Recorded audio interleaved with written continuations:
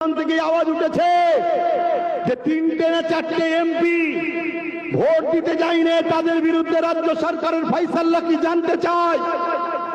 একবারও কেউ জিজ্ঞেস করেছে 230টার উপরে এমএলএ, আপনার 230টা এমএলএ, 28-30টার উপরে এমপি, কম বেশি যা আছে, এবং আপনি নিজে একটা বিল পাস করে, নিন্দা বিল পাস করে পুরো বাংলার পক্ষ থেকে সবাই মিলে গিয়ে সুপ্রিম কোর্টে একটা একটা করে কেস করতে দরকার আছে না? না, কেউ বলছে, কেউ বলছে না বন্ধু, বলবে না।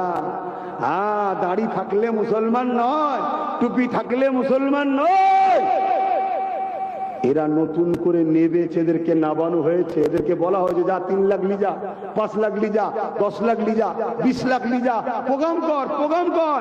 আর ওর মধ্যে আমার একটা দুটো লোক রাখবি, তারা উঠে একটু বলে দেবে আমাদের সঙ্গে দিদিমণি আছে, আর আমরা মুসলমান, আরে খুশিতে নরে তকবীর, আল্লাহ আকবার, জিন্দাবাদ, হ্যান ত্যান আছে। যখন পাঞ্জাব সরকার যেভাবে কৃষকদের সাথ দিয়েছিল,